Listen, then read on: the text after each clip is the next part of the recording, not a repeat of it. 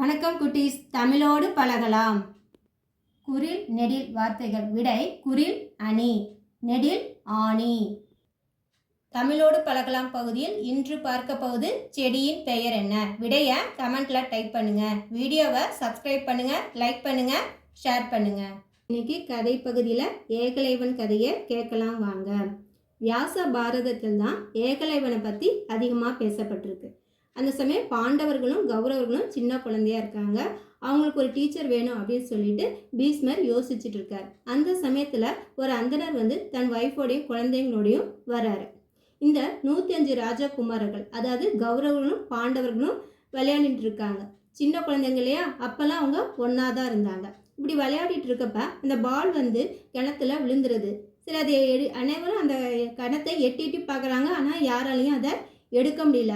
அப்போ அந்த சைடு அந்தனர் வரார். நான் பால் எடுத்து தரேன் அப்படின்னு சொல்லிட்டு அவர்கிட்ட இருக்க வில்லை எடுத்து ஒவ்வொன்றா ஒரு வில்லுக்கு மேலே ஒன்றா வச்சு கயிறு மாதிரி பண்ணி அது கிணத்துக்குள்ளே விடுறாரு. அந்த பாலை அப்படியே சொருகி மேலே எடுத்து வந்துடுறாரு. இதை பார்த்தோன்னே அந்த குழந்தைங்களுக்கு ரொம்ப ஆச்சரியமாக இருக்குது. இதை போய் பீஷ்மர்கிட்ட சொல்கிறார். பீஷ்மர் அப்போ நினைக்கிறார், இது துரோணாச்சாரியரை தான் பண்ணியிருக்க முடியும். அவர் தான் வில்வத்தையில் ரொம்ப சிறந்தவர், அவரை யாராலுமே வெல்ல முடியாது, அப்படி தான் இருக்குன்னு நினைக்கிறார். அப்போ போய் பார்த்தா துரோணாச்சாரியார் தான் இருந்திருக்காரு.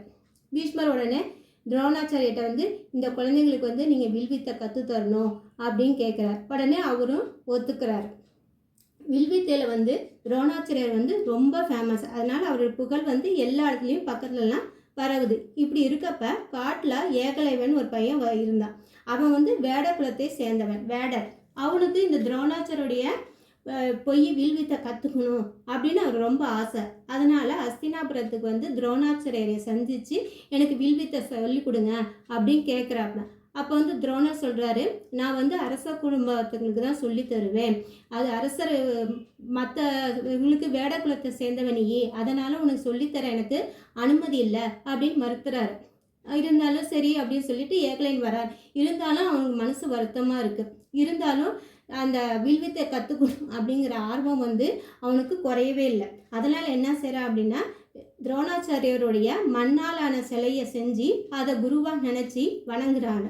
அவர் அந்த சிலை முன்னாடி குருவாக நினச்சி வணங்கி வில்வித்தையை இவனாக தனியாக ப்ராக்டிஸ் பண்ணிகிட்டு இருக்கான்.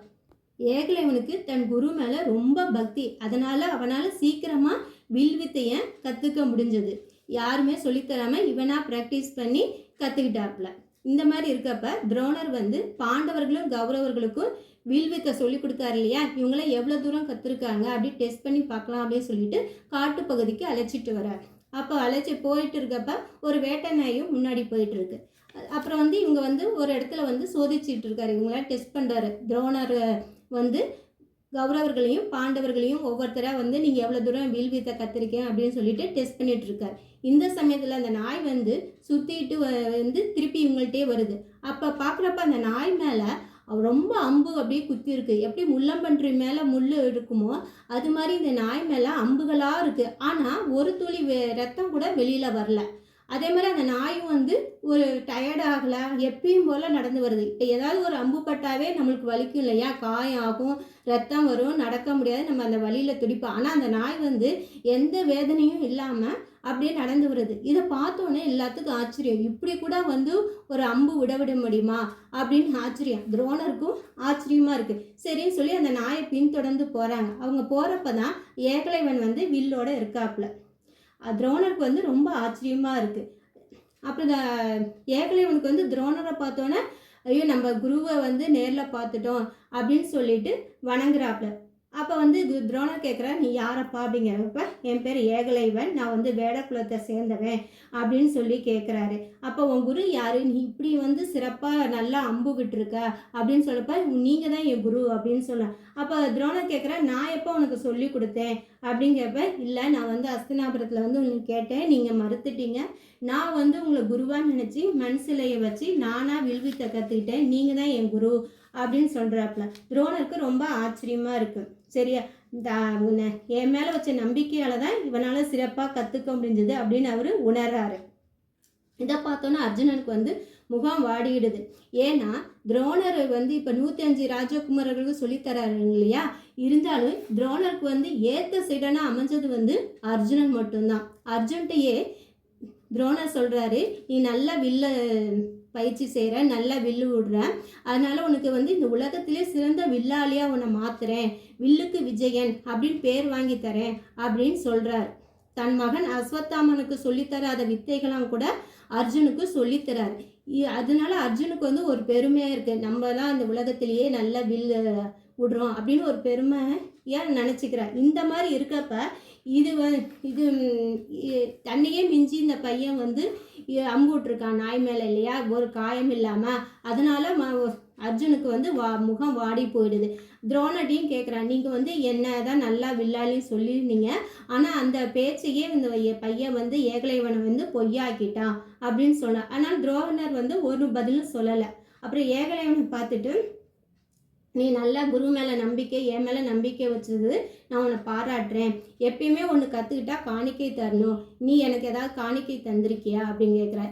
ஏகலைவன் சொல்கிறோம்னா, இல்லை நான் வந்து கற்றுக்கிட்டு முடித்தோன்னே உங்களை இப்போ தான் பார்க்குறேன், அதனால் உங்களுக்கு என்ன காணிக்கை வேணுமோ நான் தரேன் அப்படின்னு சொல்கிறேன். அது துரோணர் சொல்கிறாரு, நீ எது வேணால் தருவியா அப்படின்னு கேட்குறார். உடனே ஏகலைவன் சொல்கிறான், நான் உயிரை கூட தருவேன் அப்படின்னு சொல்கிறார். துரோணர் வந்து உன் உயிரெலாம் வேண்டாம், உன்னுடைய ரைட் ஹேண்டில் உள்ள தம் ஃபிங்கரை மட்டும் கட் பண்ணி எனக்கு கொடு, அது எனக்கு குரு தட்சிணையாக கொடு அப்படின்னு கேட்குறார். ஏன் அப்படின்னா, இவர் தான் வந்து அர்ஜுனனை வந்து நல்ல உலகத்திலேயே வில் வித்தையில் சிறந்தவனாக ஆக்குறேன்னு சொல்கிறப்ப, ஏகலைவன் வந்து அர்ஜுனை விட டேலண்ட்டாக இருக்கிறதுனால அது நம்ம சொன்ன இது வாக்குறுதியை காப்பாற்ற முடியாது அப்படின்னு சொல்லிட்டு துரோணர் என்ன செய்கிறாரு, அவருடைய தம் ஃபிங்கரை கேட்குறாரு. ஏன்னா தம் ஃபிங்கர் இல்லைன்னா வில்லை விட முடியாது, வில் வித்தை கத்தும் பிரயோஜனம் இல்லை. அதனால் அவனை குருதட்சணையாக ஏகலைவனுடைய கட்டை விரலை கேட்குறார். சரி, இவன் கேட்டால் மறுப்பான், கொடுக்க மாட்டான் அப்படின்னு துரோணர் நினைக்கிறாரு. ஆனால் ஏகலைவன் அப்படி ஒரு கணம் கூட யோசிக்கலை. உடனே வாள் எடுத்து தன் கட்டை விரலை கட் பண்ணி உடனே குருக்கு காணிக்கையாக கொடுக்குறார். உடனே துரோணருக்கு ரொம்ப ஆச்சரியமாக இருக்கு. உடனே அவனை கட்டி தழுவுறாரு, நல்லா ஆசீர்வதிக்கிறார். நீ வந்து உன் குரு பக்தியை நல்லா வியக்கிறேன், ஆச்சரியமாக இருக்குது, நீ வந்து எப்போதுமே புகழ் பெற்று இருப்ப, உன் புகழ் எப்பயுமே நிலைச்சிருக்கும் அப்படின்னு சொல்கிறாரு.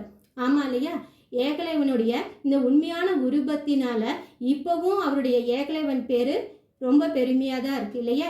இப்பயும் நம்ம ஏகலைவனை பற்றி பேசுகிறோம், கதை கேட்குறோம்.